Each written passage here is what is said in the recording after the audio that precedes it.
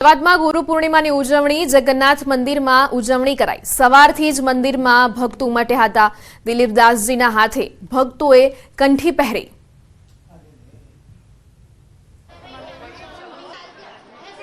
ગુરુ પૂર્ણિમા મહોત્સવ જગન્નાથજી મંદિરમાં પણ પ્રતિવર્ષ ઉજવાતો છે। ગુરુ પરંપરાની આ ગાદી રહેલી છે। અનેક ભક્તો દ્વારા આસ્થા અને શ્રદ્ધા ગુરુ कृपा ही केवलम આપણા સનાતન ધર્મની આ એક પરંપરા રહેલી છે અને આદિ અનાદિકાળથી આપણી આ પરંપરા ચાલતી આવી છે।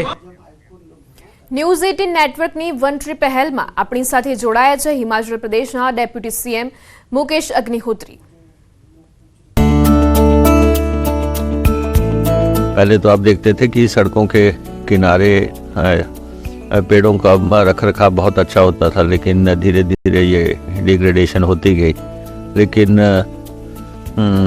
पेड़ों को लगाने की ज़रूरत है और इस मुहिम को जितना तेज़ किया जा सके वो अच्छा रहेगा और हम न्यूज़ 18 को इसके लिए बधाई देते हैं, शुभकामनाएं देते हैं।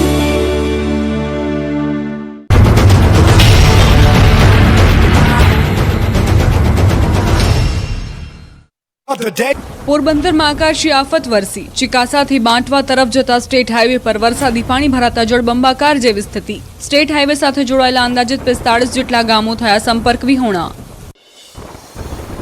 પોરબંદર ખીજડી પ્લોટથી છાયા ચોકી તરફ જતો રસ્તો પાણીમાં ગરકાવ। રસ્તા પર ઘૂંટણસમાં પાણી ભરાતા નદીઓ વહેતી હોય તેવા દ્રશ્યો સર્જાયા। પાણી વધી જતા બેરિકેડ લગાવી રસ્તો બંધ કરાયો। મુશળધાર વરસાદથી પોરબંદર જિલ્લામાં જળબંબાકાર। ભોગસર ગામમાં ખેતરો અને રસ્તા પર દરિયા જેવા દ્રશ્યો સર્જાયા। ખેતરો બેટમાં ફેરવાતા જ્યાં નજર નાખો ત્યાં પાણી જ પાણી જોવા મળ્યું। પોરબંદરમાં મેઘરાજાની તોફાની બેટિંગને લઈ જગતના તાત પરેશાન। ભારે વરસાદના કારણે ઓડદર ગામના ખેતરો તળાવમાં ફેરવાયા। હજારો વીઘા ખેતીની જમીનમાં 2 દિવસથી પાણીમાં ભરાયા હોવાથી ખેડૂતો ચિંતિત। પોરબંદરમાં ભારે મેઘ ખાંગા બાદ શહેર સહિત ગામડાઓ બેટમાં ફેરવાયા। કેન્દ્રીય મંત્રી મનસુખ માંડવિયાએ પૂરની સ્થિતિને લઈને અધિકારીઓ સાથે બેઠક યોજી।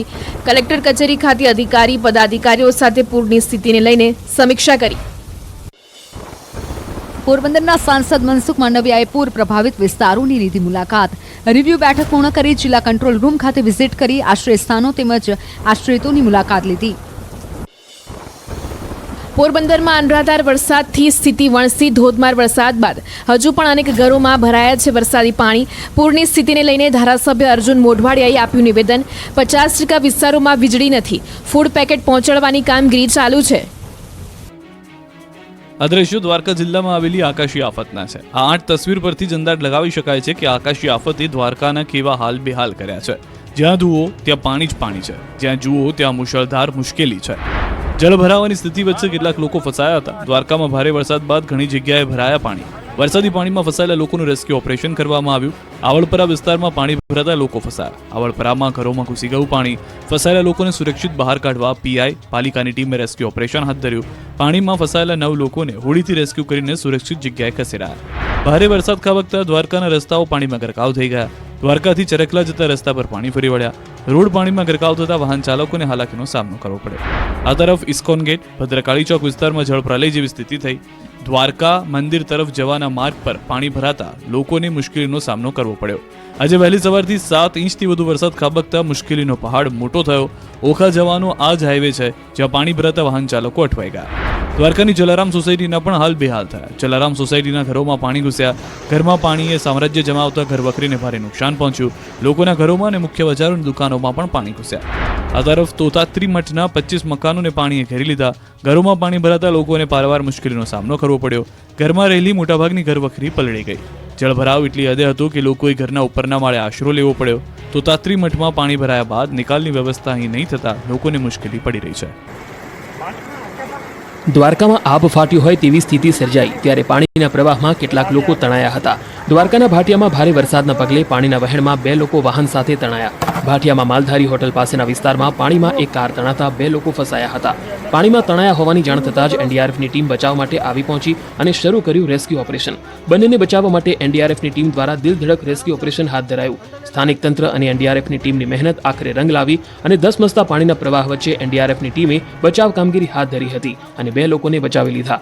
મહત્વનું છે કે છેલ્લા 2 દિવસથી દ્વારકા જિલ્લામાં આબ ફાટી હોય તેવી સ્થિતિ સર્જાઈ છે, જેના કારણે દ્વારકા જિલ્લો જળબંબાકાર થયો. અટાણે તો અમારી હલાકી છે તો કોઈ બાકી વિના નહીં છે. અમારો ઢોર ઢાકર બધાય તો અમે શું કરીએ આમાં? પોરબંદરમાં ભારે મેઘ ખાંગા થતા પોરબંદરવાસીઓને ભારે હાલાકી ભોગવવી પડી. ખાસ કરીને ઘેડ પંથકને વરસાદી પાણીએ ઘેરી લીધો. ઘેડ પંથકના ચિકાસા ગામે અમારી ટીમ પહોંચી તો ભારે તારાજીના દ્રશ્યો સામે આવ્યા. ચિકાસા ગામમાં ઘરોમાં ઘૂસ્યા ઘૂંટણસમા પાણી. સ્થિતિ એટલી હદે મુશ્કેલ ભરી હતી કે ઘરોમાં પાણી, ઘર વખરીને નુકસાન થયું. પશુપાલકોને પોતાના ઢોર પણ અન્યત્ર ખસેડવાની ફરજ પડી. દર ચોમાસામાં આવી જ સ્થિતિ બનતી હોવાનો સ્થાનિકોએ દાવો કર્યો છે. આ વિસ્તારના લોકો ચોમાસામાં વરસાદી કહેરને કારણે પાક પણ નથી લઈ શકતા. નથી રાતના સુઈ શકતા. પરમ દિવસથી એમને સતત જાગ્યા. 24 કલાક થી મારા ખાટલામાં બેહીને બેઠા, રાંધી નથી શક્યા, જમ્યા નથી. પોરબંદરમાં જળતાંડવ બાદ વરસાદ વિરામ તો લીધો, પરંતુ ત્યારબાદ જે સ્થિતિ સામે આવી તે ભયાનક હતી. વરસાદે બ્રેક માર્યા બાદ પણ પોરબંદરના કેટલાય વિસ્તારો જળમગ્ન છે. બોખીરા વિસ્તારમાં હજુ પણ લોકોના ઘરમાં વરસાદી પાણી ભરાયેલા છે. ઘરોમાં પાણી હોવાથી ઘરવખરી મોટા પાયે નુકસાન થયું. ભારે વરસાદને પગલે બોખીરા વિસ્તારમાં 3 દિવસથી વીજળી પણ નથી. ઘરમાં પાણી, વીજળી નહીં. આ સ્થિતિમાં રહીશોને કેવી રીતે રહેવું તે મોટો સવાલ છે. આકાશી આફતનો સામનો ન કરી શકતા કેટલાક લોકોને ઘર છોડવાનો વારો આવ્યો. ખાડી વિસ્તારમાંથી કેટલાક લોકોનું સ્થળાંતર કરવાની ફરજ પડી. લોકોના ઘરમાં પાણી ઘૂસી જતા તેઓનું જ્ઞાતિની વાડીમાં સ્થળાંતર કરવામાં આવ્યું. લોકો પોતાના ઘર છોડીને વાડીઓમાં રહેવા મજબૂર બન્યા. કલેક્ટરે સુરક્ષાના કારણોસર ખાડી વિસ્તારના લોકોને સલામત સ્થળે ખસેડવા આદેશ આપ્યો હતો. ગિરનાર પર વરસાદ દરમિયાન અને વરસાદ બાદના દ્રશ્યો અદ્ભુત હોય છે. ગિરનારમાં જ્યારે વરસાદ પડે છે ત્યારે નયનરમ્ય દ્રશ્યો ઊભા થાય છે. આ દરમિયાન ગિરનાર પર્વત પરથી વરસાદી પાણી વહી નીકળે છે. ગિરનાર પર્વત પર ભારે વરસાદ વરસ્યો છે. સવારથી શરૂ થયેલા ભારે વરસાદથી રમણીય દ્રશ્યો સર્જાયા. પગથિયા પર પાણી વહેતા થયા. મોટી સંખ્યામાં યુવાનો ગિરનાર ચડવા ઉમટી પડ્યા. ગિરનાર પહાડ પર વહેતા ઝરણા અને સુંદર કુદરતી નજારો જોવા મળ્યો. મેઘરાજાએ સમગ્ર સૌરાષ્ટ્રમાં આંટો મારી દીધો. નમસ્કાર, આપ જોઈ રહ્યા છો ગુજરાતની number 1 news channel news 18 Gujarati. આપણું ગુજરાત સાથે હું છું સિદ્ધાર્થ ધોળકિયા. મહત્વના સમાચારથી કરી શરૂઆત. વરસાદ એટલો બધો ખાબક્યો કે ડેમ છલકાયા. મોટાભાગના જળાશયોમાં ધસમસતા પાણી વહેતા થયા. નદીઓ તોફાની બની. ધસમસતા પાણીનો આ પ્રવાહ, ધોધમાર પાણીનો ધોધ. આ દ્રશ્યો છે ગીર સોમનાથના હિરણ 2 ડેમના. ગીર સોમનાથ જિલ્લો અને ઉપરવાસમાં ખાબકેલા ભારે વરસાદ બાદ હિરણ 2 ડેમમાં ધસમસતા પાણી વહેતા થયા. હિરણ 2 ડેમના 7 દરવાજા 0.75 મીટર ખોલવાની ફરજ પડી. ડેમના દરવાજા ખોલતા જ ડેમમાંથી પાણીનો પ્રવાહ નીચાણવાળા વિસ્તારો તરફ ધસી ગયો. ગીર જંગલ વિસ્તાર અને તાલાલા ગીરમાં સતત વરસી રહેલા વરસાદથી જિલ્લાના મુખ્ય જળાશયો ભરાઈ ગયા. ગીર સોમનાથ જિલ્લાની જીવાદોરી સમાન હિરણ 2 ડેમના 7 દરવાજા ખોલાતા ડેમના નીચાણવાળા વિસ્તારના ગામોને હાઈ એલર્ટ પર મુકાયા છે. ગીર સોમનાથના ગીરનો સૌથી મોટો પૈકીનો એક ગણાતો હિરણ 2 ડેમ 90% સુધી ભરાઈ ગયો છે. હિરણ 2 ડેમ 90% ભરાતા તાળાળા, વેરાવળ સહિતના અનેક ગામડાઓના પાણીનો પ્રશ્ન લાંબા સમય સુધી હલ થઈ ગયો છે. હિરણ 2 ડેમના ડ્રોનથી લીધેલા આકાશી દ્રશ્યો જોવા મળી રહ્યા છે. જામનગર કાલાવડના બાલભંડી ડેમ ઓવરફ્લો થયો છે. ડેમનો નજારો ડ્રોન કેમેરામાં આહલાદક જોવા મળી રહ્યો છે. કાલાવાડ ગ્રામીણ વિસ્તારમાં ભારે વરસાદ પડતા બાલભડી ડેમ ઓવરફ્લો થયો. બાલભંડી ડેમ ઓવરફ્લો થતા કાલાવાડ શહેરને પીવાનું પાણી અને ખેડૂતોને સિંચાઈનું પાણી પૂરું પાડે છે. ડેમના ડ્રોન કેમેરાના આહલાદક દ્રશ્યો આપ જોઈ શકો છો. જૂનાગઢની ઓજત નદીના પાણીનો ધસમસતો પ્રવાહ જોવા મળ્યો. વંથલી, ઓજત, વિયરમાં પાણીનો પ્રવાહ તેજ થયો. કેશોદ, માણાવદર, માંગરોળના ઘેડના ગામો ઓજતના પાણીથી પ્રભાવિત થયા. હાલ ઉપરવાસમાં વધુ વરસાદ પડે તે ઓજત નદી તોફાની બની શકે છે. 67 જેટલા ગામના પૂરના પાણીથી પ્રભાવિત થયા હોવાના સમાચાર છે. જૂનાગઢના માણાવદર નજીક આવેલા જાંબુડા ગામનો ડેમ જર્જરિત હાલતમાં હોવાનું